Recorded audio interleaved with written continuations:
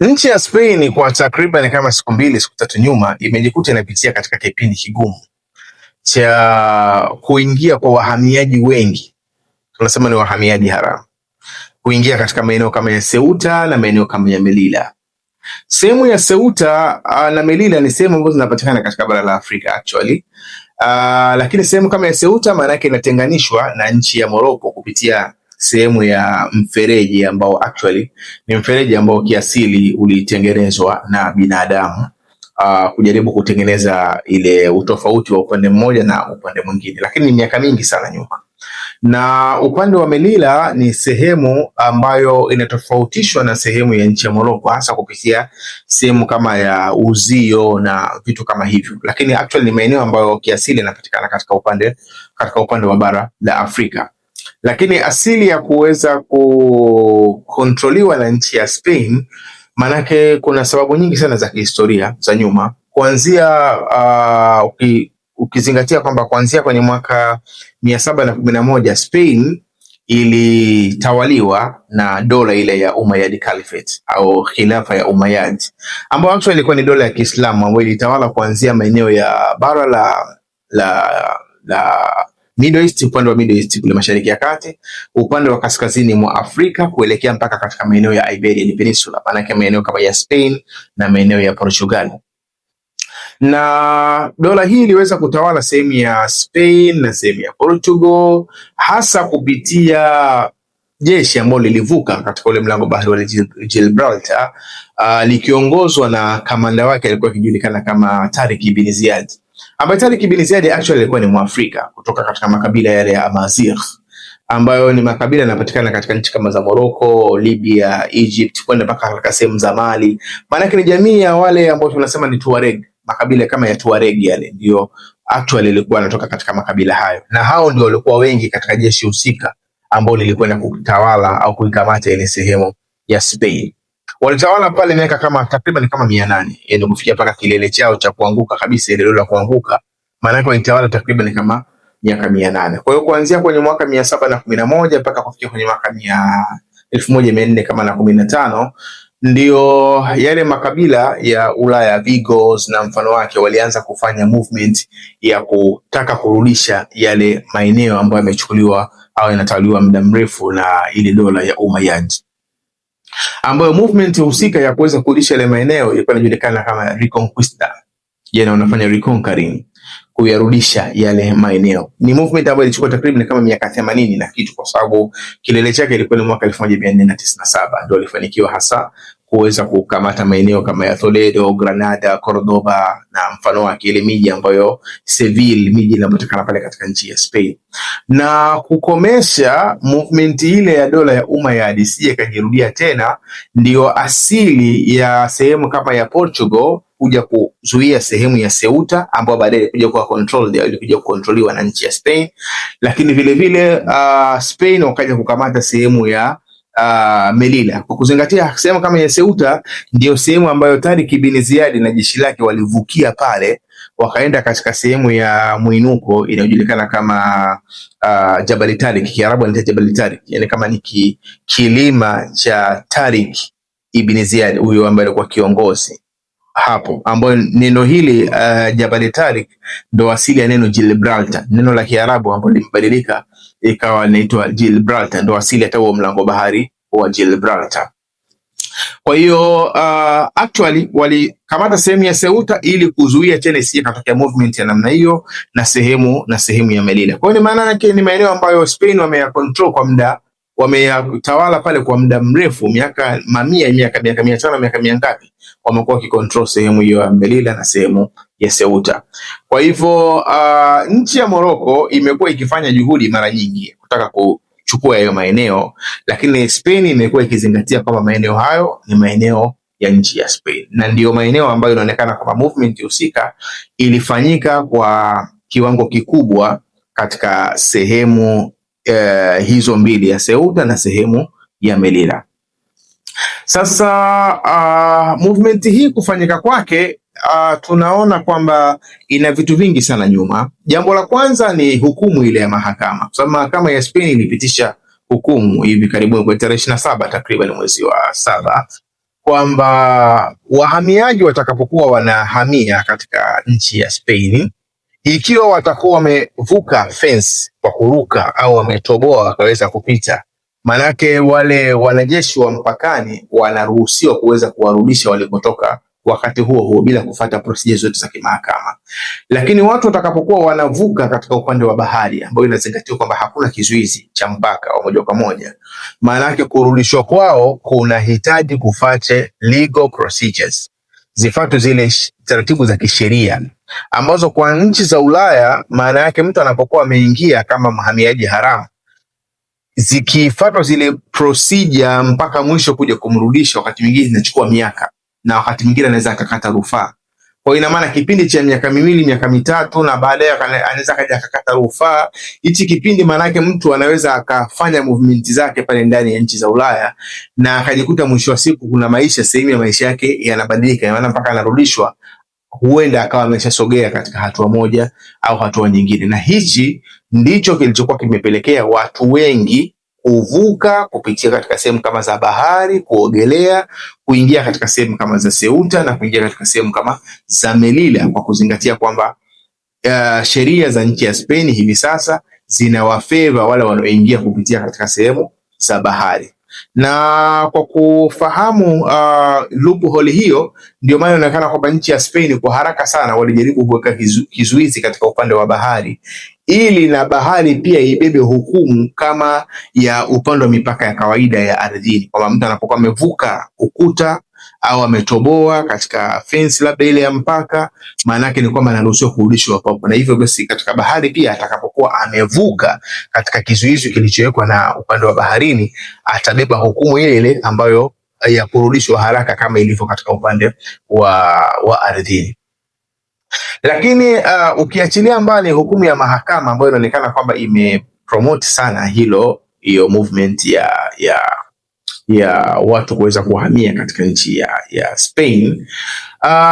lakini tunaona pia kuna tatizo la kutokuelewana baina ya waziri mkuu wa nchi ya Spain Pedro Sanchez, lakini na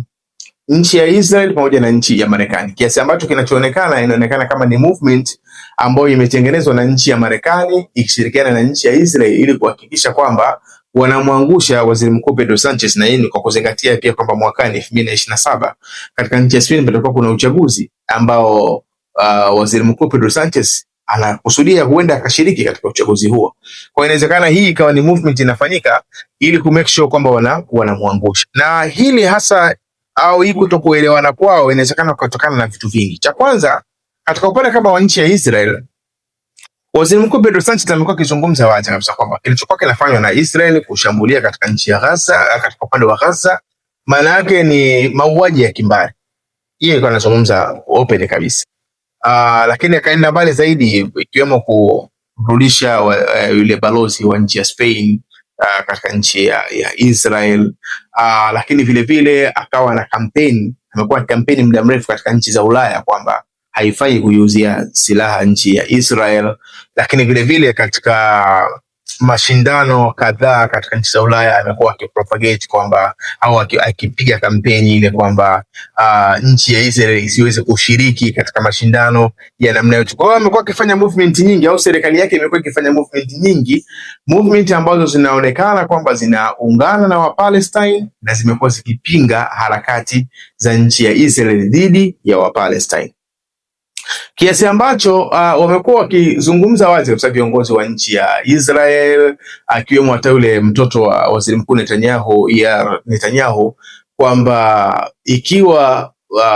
serikali ya Spain yenyewe huwa haipotezi fursa kuikosoa nchi ya Israel au serikali ya Israel, basi Spain wao wanatakiwa waiache sehemu ya Ceuta na sehemu ya Melilla ili Israel na wenyewe waweze kuacha sehemu ya Judea na Samaria, kwa maana ile sehemu ya West Bank, ile ukingo wa magharibi, waweze na wenyewe kuacha. Kwa hiyo wamekuwa wana mivutano ya namna hiyo, lakini ni mivutano ambayo actual maana yake upande mmoja umekuwa ukiona kwamba upande mwingine unachokifanya si cha sawa sawa. Lakini sasa kuanzia mwaka 2020 nchi ya Morocco ilijiunga katika ile tunasema ni Abraham Accord, ile kuondoa uhasama na nchi ya Israel. Wamekuwa na ushirikiano mkubwa na nchi ya Israel. Jeshi la Morocco limekuwa linafanya training na jeshi la Israel, bali hata ile program ya Gaza kwamba Hamas labda waondoe silaha zao, miongoni mwa watu wanaokusudiwa aidha kuja kutrain lile jeshi ambalo litakuwa likae pale Gaza kusimamia masuala ya kiusalama ni jeshi la Morocco. Ni miongoni mwa majeshi ambayo Israel wenyewe wana propose kwamba wa Morocco ndio watawafundisha wa Palestina namna ya kujilinda pale ndani ya nchi ya katika upande wa kule Gaza. Kwa unaweza ukaona kabisa kwamba uhusiano baina ya nchi ya Israel na nchi ya Morocco ni mkubwa kwa kiwango gani. Bali vile vile hata ile mifumo zile ndege zile, yani vifaa vya angani actually kwa ujumla, Morocco wana makubaliano na nchi ya Israel kwa takriban 50% ya manunuzi yao, maana watakuwa wanafanya kutoka katika nchi ya Israel. Kwa hiyo maana ushirikiano wao ni mkubwa sana. Lakini vile vile katika nchi ya Marekani, Marekani statement zake nyingi za hivi karibuni kuanzia kwenye mwezi wa 4 na kuja huko juu, especially ikihusianishwa na baadhi ya viongozi muhimu wa nchi ya Marekani kama kina Marco Rubio, wamekuwa wakiindicate kwamba sehemu ya Ceuta na sehemu ya Melilla hizi ni sehemu za nchi ya Morocco. Kwa hiyo na wenyewe wako tayari kuendelea kusimamia zile procedure za kidiplomasia ili kuhakikisha kwamba maeneo haya yanarudi katika nchi ya Morocco na katika nchi ya Morocco, maana ile sehemu ya Ceuta na sehemu ya Melilla. Kwa hiyo unaweza kuona wazi kabisa kwamba ni kama move ambayo imekuwa ikitengenezwa ya coordinate vizuri ili kuhakikisha kwamba watu wengi wanaingia katika sehemu ya Ceuta, wanaingia katika sehemu ya Melilla ili kumdhoofisha Pedro Sanchez. Na kuna harakati nyingi zimekuwa pia zikiendelea katika nchi ya Spain kwa hivi sasa. Kwa mfano, baada ya kufanyika tu kwa move hii, kuna maandamano yamefanyika katika nchi ya Spain kuelekea katika nchi ya Morocco, katika ubalozi wa Morocco.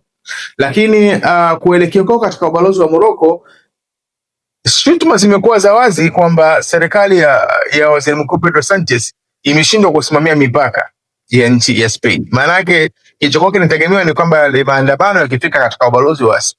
Morocco watashutumu kwamba ubalozi wa Morocco unaifanyia hujuma nchi ya Spain, lakini badala yake waandamanaji walipofika katika ubalozi wa Morocco wamekuwa wakizungumza kwamba serikali ya Pedro Sanchez imefeli, inashindwa kulinda mipaka ya nchi ya Spain. Kwa hiyo unaweza ukaona movement za namna hizi zimefanyika pia maeneo mengi katika muundo wa namna hii. Ukifuatilia kuanzia kule katika nchi ya Ukraine katika miaka 2014 takriban, kipindi cha utawala wa Viktor Yanukovych, mazingira yalikuwa namna hiyo kwamba nchi za Ulaya zilikuwa hazimhitaji Viktor Yanukovych. Kwa hiyo ina maana kuna movement nyingi sana ilifanyika ya kufanya maandamano na vitu kama hivyo, mpaka mwisho wa siku Viktor Yanukovych alikimbia katika nchi ya Ukraine. Kwa hivyo kinachoonekana ni kwamba kama vile hata hayo maandamano ambayo yamekuwa yakifanyika katika nchi ya Spain, maana yake ni coordination ya nchi ya Marekani pamoja na nchi ya Israel, ambayo kwa upande mmoja au mwingine zimekuwa zikipata muitikio hasi kutoka katika serikali ya Pedro Sanchez. Na katika upande wa nchi ya Marekani yenyewe inachokumbana nacho katika nchi ya Spain, kwanza Pedro Sanchez, waziri mkuu wa nchi ya Spain, amekuwa akizungumza wazi kabisa kwamba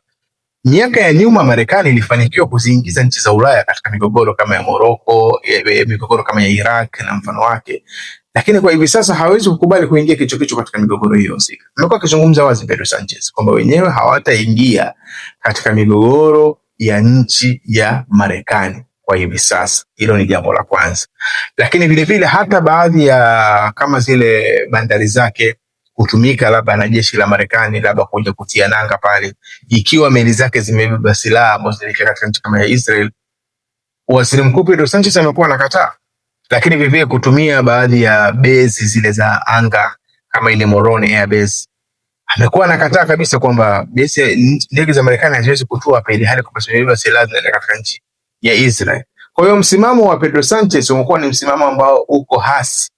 dhidi ya Israel na umekuwa uko hasi dhidi ya Marekani, kiasi ambacho inaonekana wazi kabisa kwamba hata movement hii ambayo imekuwa ikiendelea hivi sasa, maana yake ni movement ambayo kama vile imekuwa coordinated. Lakini vivyo kuonyesha kwamba huenda movement hii imekuwa coordinated au imetengenezwa ndani ya Spain na nje ya Spain, unaweza ukaangalia kwa mfano Giorgia Meloni, yule waziri mkuu wa nchi ya Italy, ametangaza news kwamba anafunga mipaka, kwamba ikiwezekana mipaka ifungwe ya Italy dhidi ya kujikinga na ule uhamiaji haramu ambao unaendelea katika nchi ya Spain. Lakini ukiangalia nchi ya Spain na nchi ya Italy hazipakani mipaka. Ina maana mipaka actually Spain ukiangalia katika ramani yake hasa inapakana na nchi kama ya Ufaransa, na kisha Ufaransa ndio inakuja kupakana na nchi kama ya Italy. Lakini moja katika watu wa mwanzo kutoa kauli ni Giorgia Meloni, yule waziri mkuu wa nchi ya Italy, kitu ambacho unaona kabisa kwamba ile tamko lake ni kama tamko ambalo lilikuwa lina lengo la kuamsha hisia kwa viongozi wa nchi za Ulaya, na wenyewe vile vile waripuke, waseme tunafunga boda zetu, au ikiwezekana hata Spain iweze kutengeka kutoka katika ile umoja wa Schengen, ambao maanake zile boda baina ya nchi moja na nchi nyingine zinakuwa ni kama yani kama mikoa, maanake mtu anaweza kahama kutoka sehemu moja akaenda sehemu nyingine bila kuletewa shida namna yote, labda ukaguzi mkali au vitu kama hivyo. Kwa hiyo inaonekana kama ni movement ya kujaribu kuitenga Spain ibaki peke yake. Na hali kadhalika hata katika upande wa NATO, Spain ipo kwenye NATO, lakini matamko mengi ya Rais Donald Trump siku za karibuni imekuwa ni kwamba anazungumza wazi kwamba inabidi kustopisha hata mahusiano ya kibiashara na nchi kama ya Spain, kwa sababu wenyewe imegoma kuongeza ile sehemu ya GDP yake, maana yake kufikia 5% katika upande wa masuala ya ulinzi na usalama. Spain yenyewe msimamo wake umekuwa kwa tofauti, kwa ni jambo ambalo kwa upande mmoja mwingine Marekani imekuwa lina kwazika na msimamo wa serikali ya Waziri Mkuu Pedro Sanchez. Kwa hiyo hii ni hali ambayo imekuwa ikiendelea, lakini changamoto nyingine katika hali hii ni changamoto ambayo licha ya kwamba upande wa pili maanake Morocco umekuwa ukipata backup kutoka katika nchi kama ya Marekani na nchi kama ya Israel, lakini shida kubwa ni sheria zile za Ulaya, kwamba hata kama itatokea Morocco wakasema labda wanapeleka jeshi katika hizo sehemu za Ceuta na sehemu ya Melilla, maanake ni ardhi ambazo NATO hawawezi kuingilia kwa sheria zile za NATO jinsi zilivyo, kwa sababu sheria za NATO of course zinalinda zile nchi wanachama kwamba atakapovamiwa mmoja amevamiwa wote, lakini kuna mipaka ya zile sheria. Kwa mfano kama maeneo ni ya visiwa, kisiwa kikishashuka chini ya digrii au zile nyuzi 23.5, maanake katika ule mstari ambao unaitwa Tropic of Cancer, ile mzingo wa Cancer ambao unapatikana katika upande wa kaskazini mwa dunia, maanake ni kama nyuzi 23.5. Kisiwa kikishashuka chini ya pale, maanake hakiingii katika zile sheria. Ndio maana na visiwa vingine kama hivi Diego Garcia, maeneo kama ya Falkland na mfano wake, hayo ni maeneo ambayo hayaingii katika ile sheria ya NATO ya kwamba labda kikivamiwa basi NATO atakwenda kushiriki katika kukomboa maeneo hayo ambayo yanashuka chini ya nyuzi 23.5 upande wa kaskazini mwa dunia, ambayo inazingatiwa ni mstari wa Tropic of Cancer. Lakini jambo lingine katika maeneo ambayo yanaunganika na ardhi zisizokuwa za Ulaya, naona maeneo kama ya Ceuta, sehemu kama Melilla, hizi ni ardhi ambazo ziko katika upande wa Afrika, maana yake haziunganishiki na sehemu ya Ulaya. Kwa hiyo maana hata kama uvamizi ukifanyika, hiyo itakuwa ni issue ya Spain, ni issue ambayo Marekani wala wale washirika wengine wa NATO hawawezi wenyewe kuingia kwenye kesi hiyo. Itakuwa ni kesi ya Spain kuweza kupambana na mazingira yake. Kwa hiyo unaweza kuona kwamba ni movement ambayo imeanza kwa hivi sasa, lakini baadaye inawezekana ikaja kuwa na matokeo mengi yenye utata, kwa kuzingatia kwamba kinachoendelea mpaka sasa hivi inaonekana kama ni hujuma ya wazi dhidi ya Waziri Mkuu Pedro Sanchez, na ndio maana inaonekana hata wale waliokuwa wakipita katika njia ya miguu kuingia katika yale mageti kuingia katika sehemu za Ceuta na sana sehemu ya Melilla, ilikuwa inaonekana wazi kabisa wale walinzi wa mipaka walikuwa wakifungua mageti kuruhusu wale wahamiaji waweze kuingia, jambo ambalo actually sio jambo la kawaida, lakini inaonekana kwamba ni jambo ambalo limekuwa engineered vizuri ili kuhakikisha kwamba kwa upande mmoja au mwingine Waziri Mkuu Pedro Sanchez anapoteza sehemu ya umaarufu wake, au ionekane kwamba ameshindwa kuweza kulinda mipaka ya nchi ya Spain. Kwa hiyo kiufupi tulisema kutuletee japo uchambuzi kidogo wa hichi ambacho kinaendelea hivi karibuni katika nchi ya Spain, tukitaraji kwamba huenda utakuwa umepata faida kwa upande mmoja au mwingine. Jina langu naitwa Maulid Ali, nakuwa nikombe uendelee kufuatilia vipindi vyetu, na nikombe usahau kusubscribe, kulike, kushare pamoja na comment. Uwe na muda mwema.